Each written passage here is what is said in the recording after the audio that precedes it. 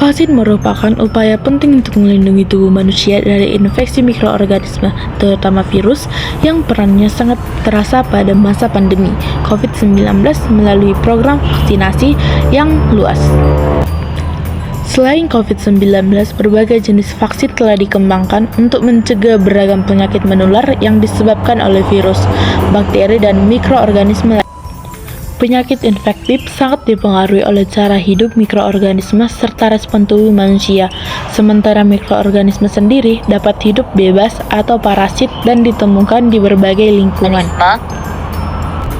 Kondisi sakit pada manusia dapat disebabkan oleh faktor internal maupun eksternal, seperti infeksi paparan zat berbahaya dan perubahan seluler, sehingga tubuh dibekali sistem pertahanan berupa sistem imun untuk mencegah dan melawan penyakit. Nah, saat ini kita akan membahas lebih lanjut mengenai sistem pertahanan tubuh. Sistem pertahanan tubuh terbagi menjadi dua, yaitu sistem pertahanan eksternal dan internal. Sistem pertahanan eksternal non-spesifik, pertahanan internal spesifik, respon imun, dan pengenalan tubuh. Respon sistem pertahanan tubuh yaitu fagosit, limfosit, dan respon imun spesifik. Imun tubuh dan kelainannya. Yang pertama, imun aktif pasif dan kelainan sistem pertahanan di indikasinya. Sistem pertahanan tubuh manusia. Yang pertama adalah sistem pertahanan eksternal dan internal. Tubuh manusia memiliki berbagai mekanisme pertahanan diri dalam mengatasi potensi penyakit, termasuk infeksi mikroorganisme. Mikroorganisme yang dapat menimbulkan penyakit dikenal sebagai patogen. Mekanisme pertahanan tubuh ada yang ditunjukkan untuk mencegah masuknya patogen ke dalam jaringan tubuh, yaitu pertahanan. Selain itu, ada juga mekanisme pertahanan yang ditunjukkan untuk mengatasi infeksi patogen yang sudah terlanjur masuk ke dalam jaringan.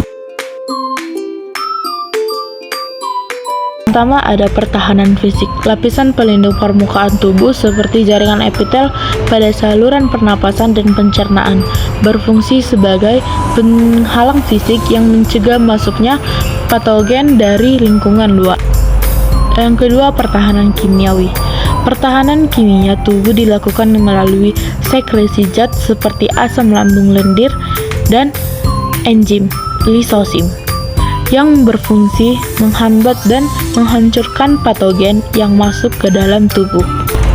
Yang ketiga, ada pertahanan tingkat sel. Sel khusus seperti trombosit berperan menutup luka sehingga mencegah masuknya patogen melalui jaringan yang terbuka. Pertahanan eksternal bersifat tidak spesifik sehingga efektivitasnya terbatas karena bekerja sama terhadap semua patogen, sehingga tubuh memerlukan mekanisme pertahanan lanjutan untuk melindungi jaringan dari patogen yang lolos. Contohnya adalah HC lambung bekerja sama terhadap semua patogen dalam makanan, tetapi tidak efektif jika patogen mampu beradaptasi dan bertahan pada kondisi asam. Yang kedua, sistem pertahanan internal spesifik, yaitu antigen atau antibodi. Sistem pertahanan internal spesifik bekerja dengan leukosit yang mengenali patogen tertentu dan membedakan komponen aman serta berbahaya bagi tubuh untuk dihancurkan. Leukosit mengenali antigen pada patogen dan memicu respon imun, baik respon bawaan yang bersifat umum seperti demam dan peradangan, maupun respon adaptif yang spesifik melalui pembentukan antibodi. Respon imun yang spesifik ditandai dengan pembentukan antibodi oleh leukosit. Khususnya dari tipe limfosit, antibodi adalah molekul glikoprotein yang berfungsi menandai dan melawan antigen spesifik. Respon imun dapat dipicu tidak hanya oleh patogen, tetapi juga oleh molekul non-patogen atau perubahan kondisi tubuh, sehingga antigen adalah segala molekul asing yang memicu respon imun. Respon imun dari pengenalan tubuh. Setiap sel memiliki antigen permukaan yang dikenali tubuh sendiri, tetapi dapat memicu respon imun jika masuk ke dalam tubuh orang lain, seperti pada transfusi darah atau donor organ. Pada sistem golongan darah ABO, perbedaan antigen pada eritrosit dan menyebabkan pembentukan antibodi saat transfusi tidak cocok, sehingga terjadi penggumpalan darah yang berbahaya bagi sistem peredaran darah. Selain sistem ABO, ada banyak golongan darah lain, namun ABO dan rhesus paling diperhatikan karena ketidakcocokannya dapat menyebabkan penggumpalan darah yang berbahaya. Darah rhesus positif memiliki antigen rhesus sehingga tidak membentuk antibodi, sedangkan rhesus negatif dapat membentuk antibodi jika terpapar antigen, sehingga transfusi darah harus memiliki rhesus yang sama untuk mencegah penggumpalan.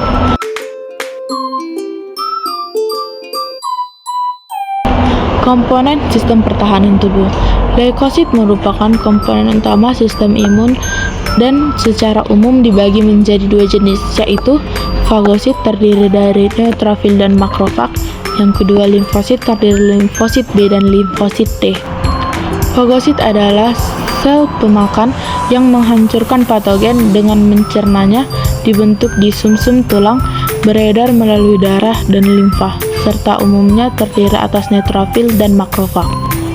Neutrofil merupakan fagosit terbanyak dalam darah yang dapat bergerak ke jaringan dengan menembus dinding kapiler melalui proses diapedesis.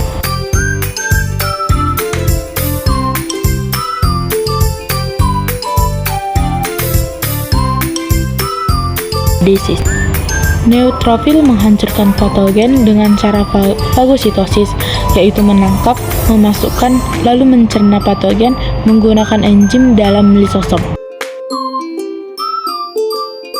Memiliki masa hidup singkat dan setelah melawan patogen akan mati serta berkumpul di area infeksi membentuk nanah.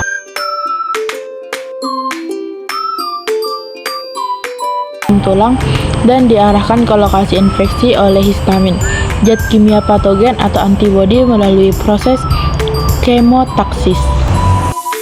Yang ketiga adalah makrofag. Makrofag adalah fagosit berukuran besar yang berasal dari monosit dan menetap di berbagai organ untuk menjalankan fungsi pertahanan tubuh. Makrofag berumur panjang dan berperan memicu respon imun spesifik dengan menyajikan antigen hasil pemecahan patogen kepada limfosit. Makrofag menampilkan antigen di permukaannya berbagai sinyal untuk memicu respon imun spesifik sehingga disebut sel penyaji antigen atau APC. Limfosit dan respon imun spesifik. Limfosit merupakan sel darah putih yang berperan utama dalam respon imun spesifik adaptif, terdiri atas limfosit B yang matang di sumsum tulang, lalu menyebar ke nodus limpa dan limpa. Yang kedua, limfosit T yang matang di kelenjar timus di rongga dada sebelum menjalankan fungsinya dalam sistem kekebalan tubuh. Sel B dan T akan berkembang menjadi berbagai jenis dengan fungsi khusus beredar dalam darah dan limfa untuk mendeteksi patogen, serta sebagian menjadi sel memori yang mengingat antigen dan cara mengatasinya. Limfosit B atau sel B dan respon imun spesifik humoral. Limfosit B memberikan respon imun dengan membentuk antibodi. Setiap sel B yang telah teraktivasi akan membentuk kelompok kecil atau klon berdasarkan jenis antibodi yang dibuatnya. Antibodi awalnya menempel pada sel B, lalu dilepaskan ke darah dan cairan tubuh untuk mengenali antigen, sehingga respon sel B disebut respon imun humoral.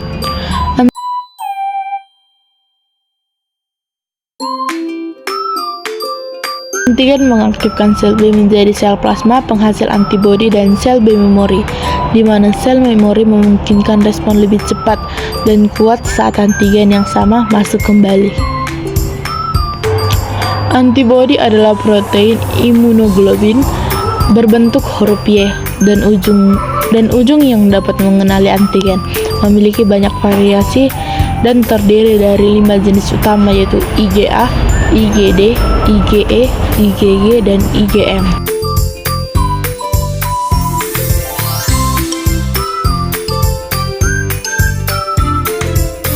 Atau sel T dan respon imun spesifik sekunder. Limfosit T matang di timus dan menggunakan reseptor sel T di permukaannya untuk mengenali antigen, sehingga respon imunnya disebabkan respon imun seluler.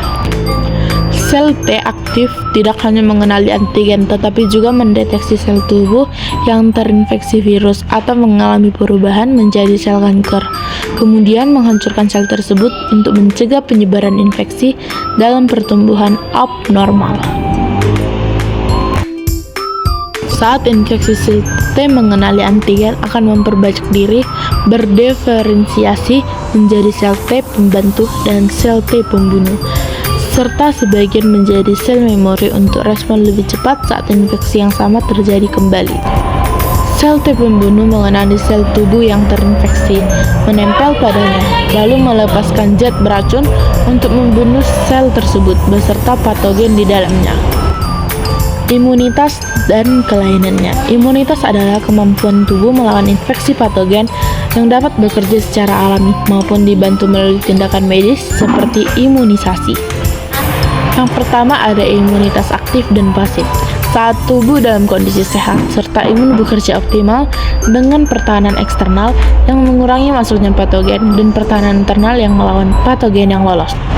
Ketika limfosit B mengenali antigen, tubuh akan membentuk antibodi sendiri sebagai respon terhadap infeksi yang disebut imunitas aktif alami. Edward Jenner menemukan bahwa kekebalan dapat dibentuk tanpa infeksi langsung melalui vaksinasi, yaitu dengan merangsang tubuh menghasilkan antibodi sehingga disebut imunitas aktif buatan. Secara alami atau melalui vaksin membutuhkan waktu, sehingga pada kondisi rentan seperti bayi atau pasien kritis diperlukan antibodi luar agar tubuh cepat terlindungi.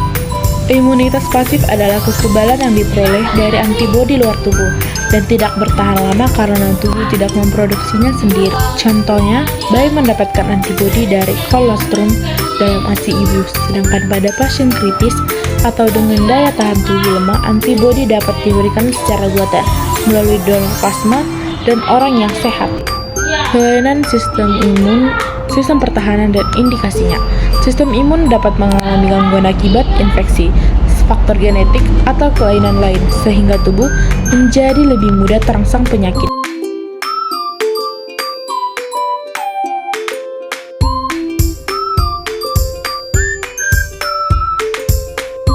Beberapa penyakit yang menyerang sistem pertahanan yaitu alergi dan HIV/AIDS dan penyakit autoimun.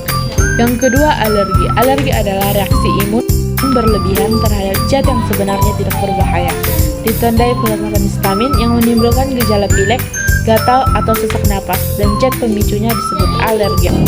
Yang kedua, HIV/AIDS. HIV adalah virus yang menyerang sistem kekebalan tubuh, terutama sel limfosit T, sehingga kemampuan tubuh melawan penyakit semakin menurun. Jenis infeksi HIV terus berkembang tanpa penanganan. Kondisi ini dapat menjadi AIDS, yaitu keadaan ketika sistem imun sangat lemah, sehingga penyakit ringan sekalipun dapat menjadi berbahaya.